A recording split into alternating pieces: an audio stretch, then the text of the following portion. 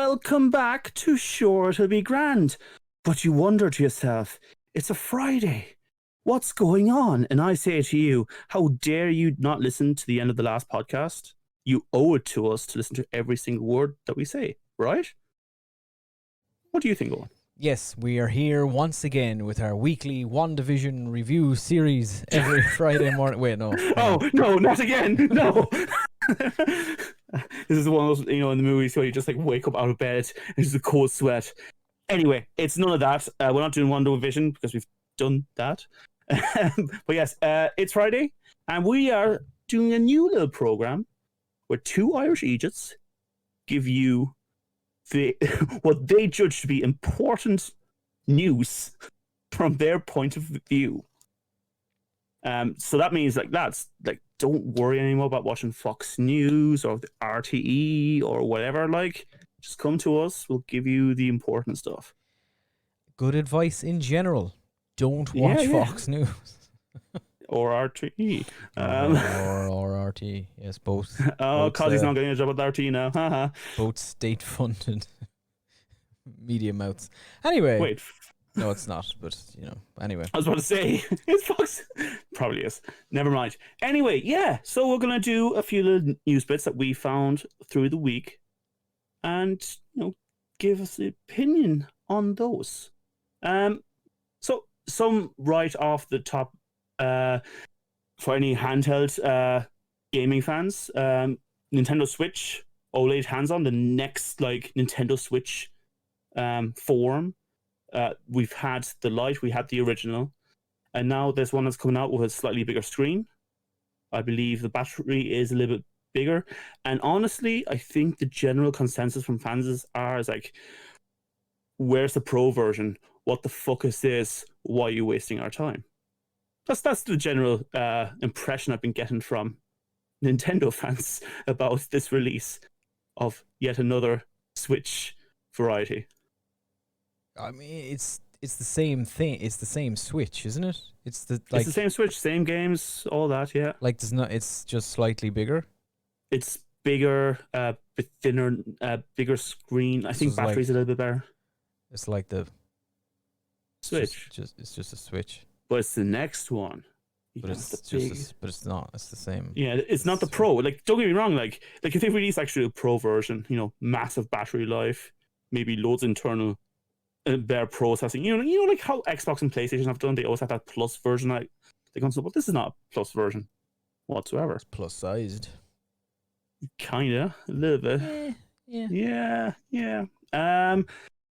And coming on the back of that, Gabe Newell has, I suppose not he, Steam in general has released the thing called Steam Deck, which is very much, I suppose, PC's answer to the Nintendo Switch.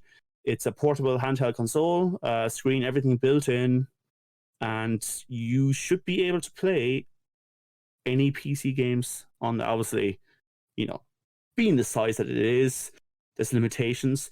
But like they were saying, this is not only going to be a thing where you just download Steam games. This is a PC, basically. So if you wanted to go to the Epic Game Store and download games from, basically Steam's opponent, you can do that. You can apparently download Windows as an app as well, which is, interesting. Price-wise, it's about $400, which isn't terrible, really, for handheld PC computing. A lot of the other ones are at about the $1,000 to about $2,000, if not a little bit higher. So this is actually something that's quite close to people actually able to buy it. Would you be interested in buying a handheld console that could do No. PC games? No. At all, no? I don't have any interest in any sort of handheld thing really anymore. You passed that, are you? Yeah, it's just I don't. Because you used to be into it. You used to like handheld games. I had a Game Boy. I had a PSP for a while, but you had the DS as well, didn't you? That's when it peaked, and yeah, that's it. I don't know. I just don't have. I don't see myself gaming outside in other places. I'm just no. I'd rather just sit in a comfortable armchair with a nice screen and play my game. I don't know. I don't know. This Steam Deck thing, I don't think it won't work. It's fairly cheap. Sounds too good to be true. To be honest, I don't think. Yeah, it probably is gonna fall apart terribly, like Their, other hardware that Steam has their tried to sell in the their past. last console kind of thing went super well. But Yeah. Look, other releases. Skyward Sword, game that came out for the Wii, has been re-released for the Switch. People are very excited. It's the year of Zelda. I'm not sure which anniversary. I want to say 35, but I can really tell I'm wrong. And someone just went, "You fucking bastard," you know. Then some weird Nintendo news. Probably my favorite game of all time, which is Super Mario 64. It was like my first game on a console to have. Has sold for the highest in gaming history, $1.5 million. That's tax evasion, right? why so It's expensive? sealed. I think it's an early copy of it. Right. It's tax evasion. It's like Pokemon cards. I think it's the same sort of nonsense. Yeah. Yeah. Yeah. I mean, look, if you have the money, why not? Yeah. Go ahead. No, I can think of many things of why not. I mean, there's a lot of reasons. But yeah. It's cheap change, isn't it? Change? What do you mean change? We all have that. We all have $1.5 million just lying around, right? We can just spend on nonsense and memorabilia. Yeah, absolutely. All the time, yeah. We're loaded, man. We make a podcast. That means we're elite, rich. Oh, famous. I'm in charge of the accounting. I haven't really shown you the money behind the scenes yet. I've been spending like crazy, so... Yeah, no, I know. That's why we have to talk. Oh, okay. Yeah. Anyway, before we get pulled for tax evasion, do you have any news yourself on?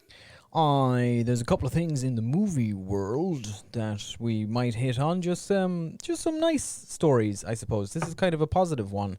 So the Emmy nominations and etc. were released this week for this season's Emmys, I suppose, and there was one standout story amongst them. So MJ Rodriguez, who is an actress who stars in a drama called Pose, which airs on FX, and she is the first trans woman to be nominated for an Emmy in any acting category, and specifically in a major acting category. She's been nominated for I think best actress in a lead, or best leading actress in a drama or something along those lines. So that's nice to see. It's really fantastic. Yeah, it's a good story. At least if it's not the industry moving forward, it's the industry understanding these things are important for people now. Yeah, exactly. And I think there was just kind of piggybacking off of that as well. There was a study, the findings of which I think GLAAD did a study. They announced. It was just only yesterday, yesterday, the 15th, yesterday, that LGBTQ film characters are been having and experiencing greater visibility and screen time in 2020 than they've ever had before. Rightfully so, yeah. So those are diversity of humankind for once. Yeah. I mean, yeah, it's pretty nice.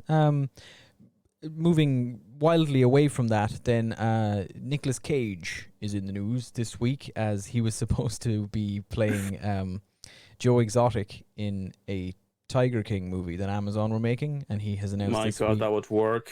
Yeah, but he has sadly announced this week that he's not doing it anymore.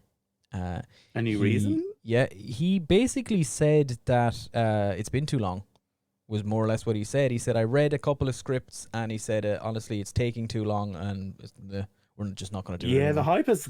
It was over. The only reason... It's been gone for 6 months, at least. Tiger King was only a thing because it released when the whole world went into lockdown for the very first time. And if it wasn't for that, nobody would have watched it, and it wouldn't have been a thing. Isn't Michael Bay releasing some, COVID 26 movie as well? Another one? He released... No, Michael Bay has already been released. Michael Bay released a movie last year, mid-pandemic, about the world experiencing a pandemic. and being in But lockdown. the one I heard is about another strain of COVID. Oh, I don't know about that. I'm not sure. Okay, fair enough. Yeah, fair enough. Okay. Yeah. And anything else you have to share? Okay, some more casting news, I suppose. Small one, just to mention. Yeah, sure. Indiana Jones 5 is filming at the moment in London, so the gang is back. The gang being Harrison Ford. And Yes. and who else is in this one? Whose birthday is today? Oh, nice one. Happy birthday, Harrison. Same as Sir Patrick Stewart. Unless that was yesterday, but it's one of the days, folks. You'll get it. Either or. So Indiana Jones 5 filming at the moment. Harrison Ford is back to play Indiana Jones. Phoebe Waller-Bridge, Mads Mikkelsen, and now Antonio Banderas has just been announced to be joining the cast. I haven't heard of him in a while. Yeah, it's been a while since I've seen him in anything myself. I love to be him. Honest. He's fantastic. Good. Yeah, he's a cool guy. Yeah. So he is joining Indiana Jones 5, which is being directed by James Mangold, who we know did mainly from Logan. Most people will know him from, which he followed up with Ford v Ferrari, which was Oscar nominated last year, the year before, which is so both good films. So Steven Spielberg is involved in some elements, but James Mangold is directing this one. So there's casting news. Antonio Banderas joins Indiana Jones 5. With Marvel TV still bubbling away, some great news. Matt Shakman, director of WandaVision, has now been put down to be the writer for the next, I suppose, the Kelvin timeline Star Trek universe movie, which for most normal people, Star Trek 4. Yeah, he's coming on to write that. We don't know much about it yet. We don't even know if Chris Pine and Zachary Quinto come back, but I imagine that's the plan. Though I know that's what actually kept these movies coming back for a while, because they kind of became bigger stars in a big way, and were quite expensive. There were a lot of, like, contractual debates and that kind of stuff. But yeah, I mean, look, I'm a Star Trek fan, and I'm a TV Star Trek fan, and you have a lot of people who bemoan the rebooted universe, or like this alternate timeline one. But I don't know. I always thought they were great fun. I just never measured them up next to original Star Trek, because why would you? Very different things, you know? Yeah, I mean, we've mentioned a couple of times on this. I haven't ever seen much of Star Trek outside of these, like, J.J. Abrams verse movie things, whatever the hell they're called. I think they're fine. Like, I think the first one's quite good. Into Darkness, I didn't think it was as bad as most people said. It was fine. Like, and I think if you're barely a fan of Star Trek, you do. I think they're all of them. I would say, yeah, they're grand. Yeah. I don't mind. I really like Beyond. I actually thought they a lot of people did. Yeah, I thought it was. I would consider them all grand, to be honest. Yeah, I didn't hate them. I didn't love any of them. Yeah. I'd imagine the movie will have some sort of. It will be Star Trek : something when it comes out. It won't be Star Trek 4. Yeah. Because all the others have something. So, yeah, but we'll see. I think the main positive for me for those movies was the cast. To be honest, absolutely. I think they're all. I love being on set. I think, like, Carl Urban. I love him as Bones. I think as he's McCoy. Great. Yeah, I think he's brilliant. So good. Yeah, so I think they're all good. I like, even I'm not a huge Simon Pegg fan, but I like him as Scotty. I think John Cho is great as Sulu. Chris Pine does a great Kirk. So yeah, I don't know. I like them. Yeah. I'll be interested, and I hope they keep that cast when this comes back. So, I mean, obviously we've been hearing rumors of different Star Trek movies, like Quentin Tarantino. His one has been floating around. I don't even know if that's any way official, to be honest, because I think someone just asked him once, and he says, "Yeah, I'd love to make one." Well, it started as that, and then he said he was doing it. Like, it wasn't just I want to. He said he was writing a script, and it was happening for a while, and then suddenly it wasn't anymore, and now it's been a couple of years, and I haven't heard anything. So and there was another start. As we know, there's been, like, talks about a Star Trek 4 movie for a while, and Noah Hawley, he was involved as well. He was the writer at one stage, and then he got kicked. And then there's another, like, movie that's actually in the early stages. by Star Trek Discovery alumna Kalinda Vasquez. Sorry for mispronouncing. I definitely did that.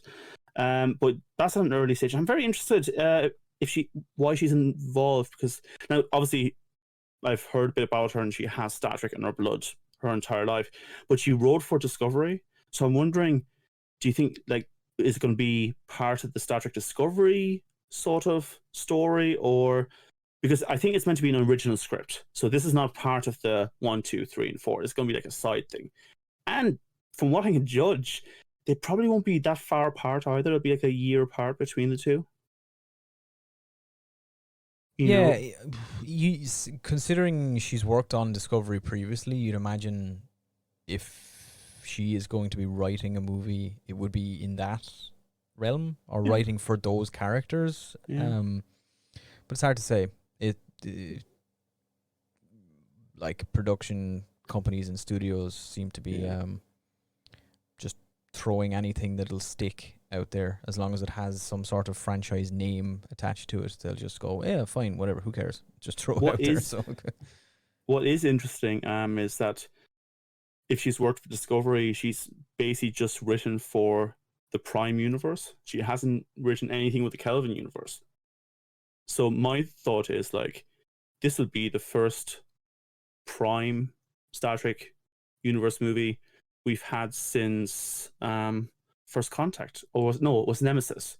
Yeah, it was Nemesis. Which means nothing to you, but some people are going to hear this and go, oh, he's right. So there you go. Few little bits of information left. Owen, how do you feel about streaming games? My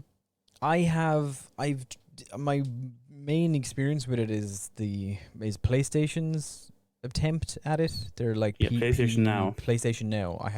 I've tried that. It's not great. Yeah. I don't know. Because we were talking about this doing for the game. It's Twitch. We're going to use that at one stage. There's like, I'm not sure if it might just be down to my connection. Like, I don't know, maybe if I had a wired connection or a more stable internet connection or something, I don't know. But I've always found that it's just like there's like an input lag sometimes, and it's kind of awkward, and it's I suppose it depends on the game. Some games input lag is not the worst thing in the world to happen, but with other ones where you have to time something exactly, that's an issue. But the reason I say is, and look, we've had different streaming servers. Xbox Game Pass has streaming available. Google Stadia, which was one of the big ones and was kind of shown off from E3 2 years ago. xCloud, Amazon Luna, I think that's still happening, though I think it's on the decline. And even the Nintendo Switch technically has game streaming because they have an old library that you can stream of like the NES and SNES games. And you don't download this. This is, on a stream, but I mean, it's a little bit different because they don't require that much information. Anyway, I'm talking myself into a corner. The reason I mention all this is because Netflix has hired Mike Verdu, a former Facebook and Electronic Arts executive, and he will join the Netflix streaming giant as his new vice president of game development, in the hopes of Netflix walking into streaming games.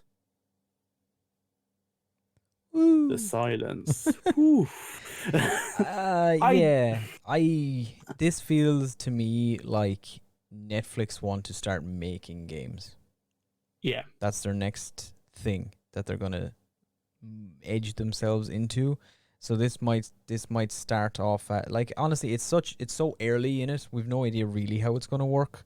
I don't know whether this is gonna be like through the current Netflix app. So the current Netflix app is available on consoles already.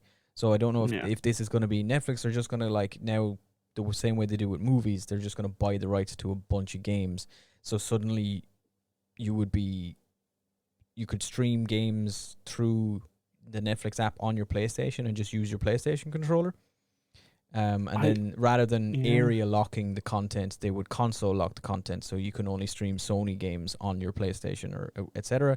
But then they'd be in direct competition with PlayStation's PS Now platform, so it feels like this might be a PC only type thing, or you can do it just on your smart TV. So it feels to me like they're gonna make their own games.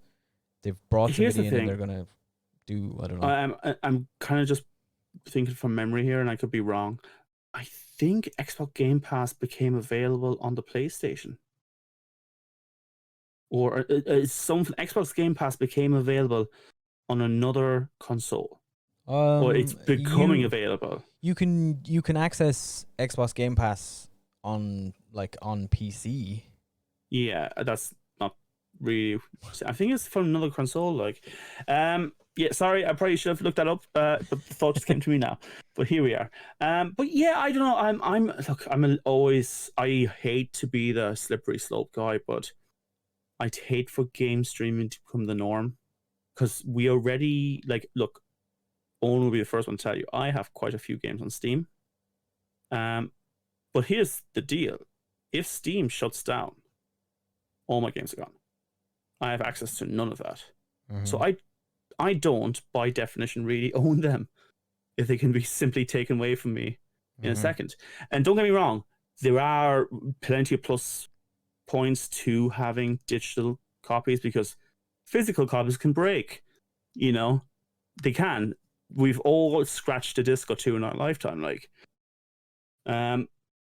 but I'm worried about paying for things that I can't keep. Now, I know things like, I can understand it for some games. There are plenty of throwaway games that you play once and you'll never play them again. So why would you buy them outright?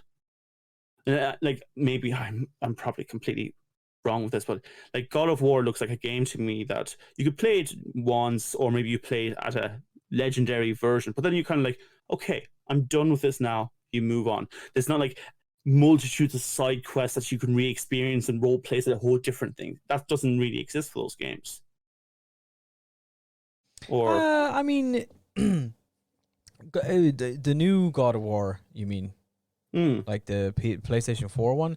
Yeah, I mean, I suppose it's. I understand. I know what you're trying to. I know what you're getting at. In terms of replayability, God of War for me is. I will go back and play that again, but it's more just to re-experience the story, because it's actually, that game is so good. But I understand what you're saying in terms of you're right. There isn't a whole lot of unless you're a crazy completionist who wants to collect 600 hats or whatever the fuck, but but yeah, no, so I get what you're saying. Or I don't know, The Last of Us, right? And again, I know it's a beautiful game, but you can play that game once and you'll experience everything playing through it once.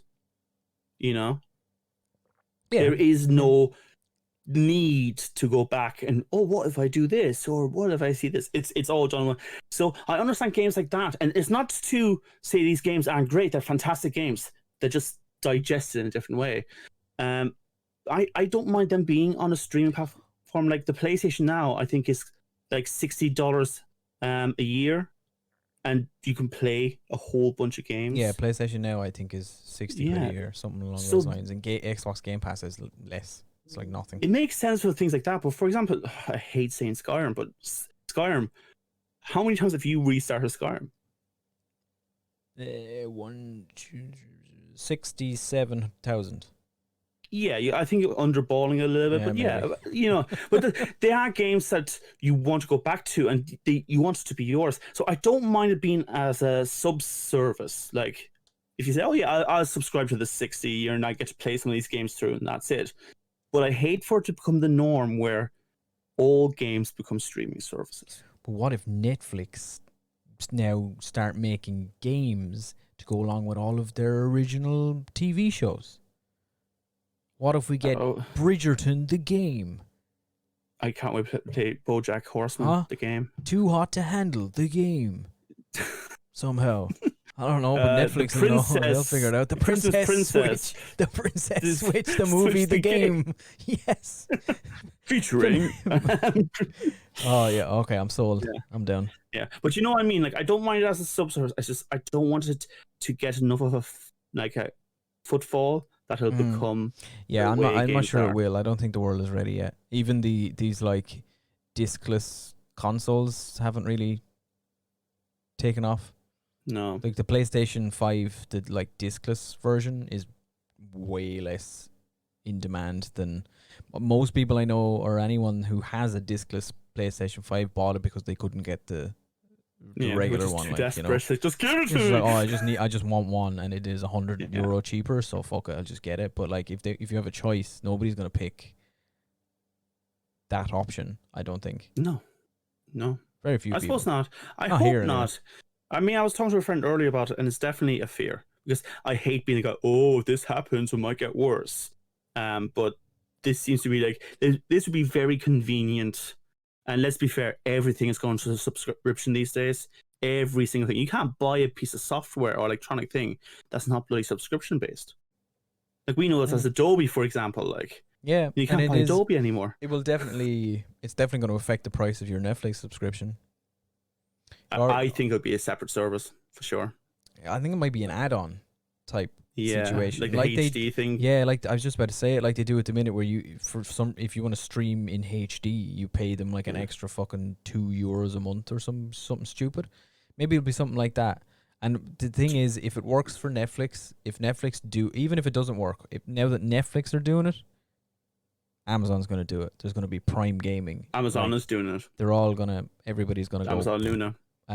Who's like, you'll have HBO. They'll be like, the HBO will launch it, and the only game they'll have is that shitty The Sopranos game. Game of Thrones? The Sopranos game that came out for the PlayStation 2. I just thought those terrible flash games of Game of Thrones. Oh, they have Game of Thrones. Oh, Game of Thrones have like Telltale games and stuff. They have like 100 shitty games out there. They literally must have just, like, when they fucked up in the last season, they just like, oh god, just let them all use it. But Game of Thrones has a game. There was an actual, it was like called Game of Thrones, and it came out for the PS4 a couple of years ago, and it was it was like set, you were playing some like weird guy who was in like a small house in the north, and it was set like concurrent to the plot of the show, and then it kind of went off into it was terrible. It was really bad as a game. But was it kind of like that Lord of the Rings game where you were chasing the main group of the Lord of the Rings? Sort of. And once in a while you just interject and then go on again. Yeah, a little bit. It was like it's like supposed to be like a small contained thing, but every once in a while, like a character, and like Jon Snow would appear for a second or something along those lines. As far as I remember, it was terrible either way. I remember it being really bad. Yeah, it sounds terrible. But that's all the news we have for you this week. No, it isn't. What are you talking about? Oh, go on then. We have the biggest news story. Oh, I am so sorry. You can kill me now. The biggest news story of all time. Game of Thrones games coming up. No. Okay, well, I'm calling it. I'm being dumb again. All right, it's not that big of a story, but it's big for me. All right, this is huge. No, I get it. I get it. I like those books. I remember a time when I was 14, 15, and I came across this random book that looked, at the time, like the biggest book I'd ever seen in terms of like page count. It was massive. Lord of the Rings, the trilogy. Oh my god! And I was like, what the fuck is this? And I'm really into fantasy novels and things like that. And I picked this book up, and it was called The Eye of the World by Robert Jordan.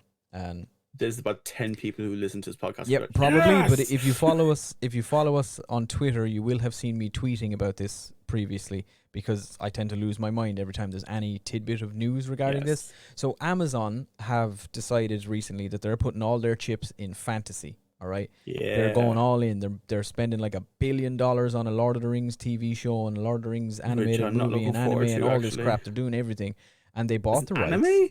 They're making an anime movie, like set like a prequel to the Lord of the Rings or something. What? Yep.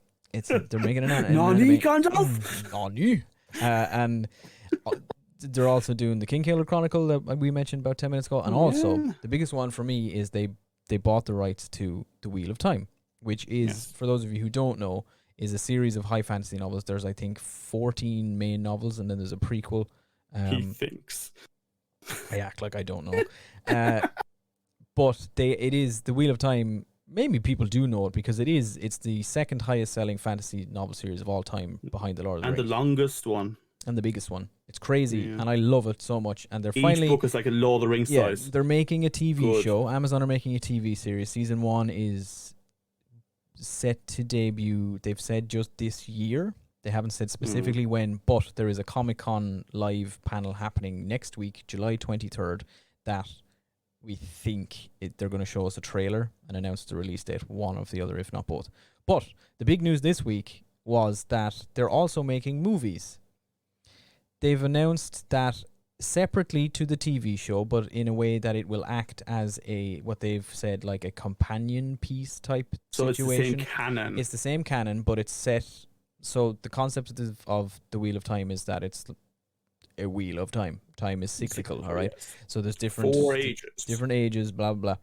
The main plot of the novels take place in one age, and then there's the Age of Legends, which is a previous age, which hinted at in the books is our world where we are set. It's modern technology and stuff.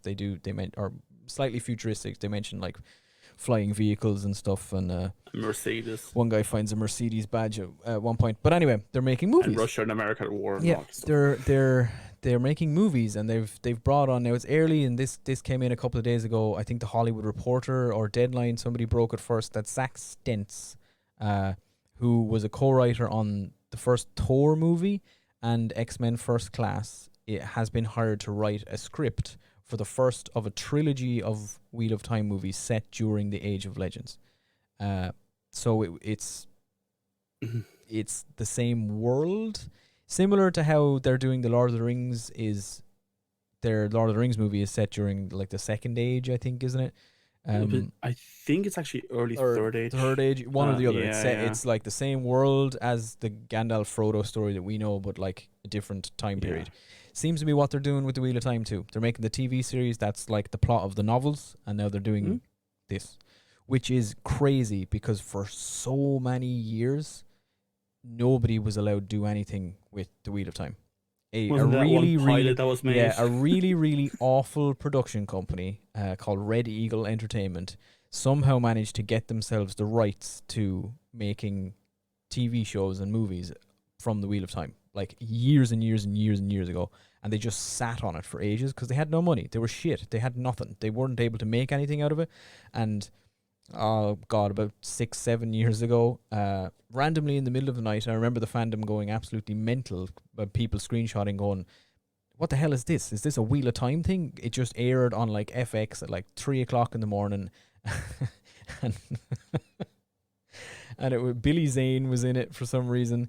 And it was Billy Zane, and it was just like 14 minutes of like the opening, like the prologue to the first book of the Wheel of Time, and it was terrible. It was called Winter Dragon, and it was the worst crap ever. And the Red Eagle made it really cheaply and threw it on TV just so they could keep the rights.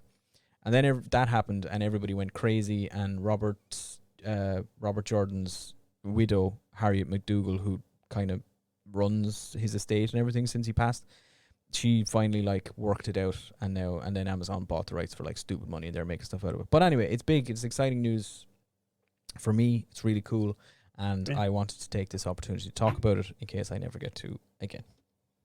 Until next week after the Comic-Con panel, well, my news story will be the Wheel of Time. It's cancelled. Yeah, imagine. It's cancelled. But the TV show looks awesome. They've got a really interesting cast for everybody. I really dig the casting. Yeah, I love it. They've gone super kind of it's diverse casting, but it makes sense at the same time. Yeah. It's really cool. They've got the showrunner Rafe Judkins seems to be, he's really involved in everything from top to bottom. He worked on like Agents of S.H.I.E.L.D. and stuff before. It's just cool. I always liked actually where they had different ethnicities in the Wheel of Time, because it's very creative, because it feels like a diaspora, like something happened that made people go to certain areas. For example, there's a bunch of gingers in the desert. That didn't happen naturally. No, it didn't. Well, there's canon I know. reason. Yeah, I know. But it is every country in it is kind of notably bits and pieces from real world cultures kind of mushed together and stuff. But yeah, there you go. That's my big news story for the week. Huh. The Wheel of Time. There we go. And that's all the news we have for today.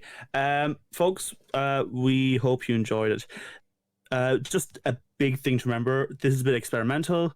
We're thinking of changing the music, making the program a little bit of its own thing. But give us any feedback, anything really, come back to us. Do you want more news? Do you want less? Do you want us to talk maybe just rattle off a few headlines and then like deep dive into news stories that interest us? Give us feedback, see what you like, how you might like it, and we'll definitely pick some things up from that. But yeah, this is yet to be named program on Friday that gives you the news that we find interesting. It's a goodbye from me, Daniel. We will see you Tuesday. That was Owen.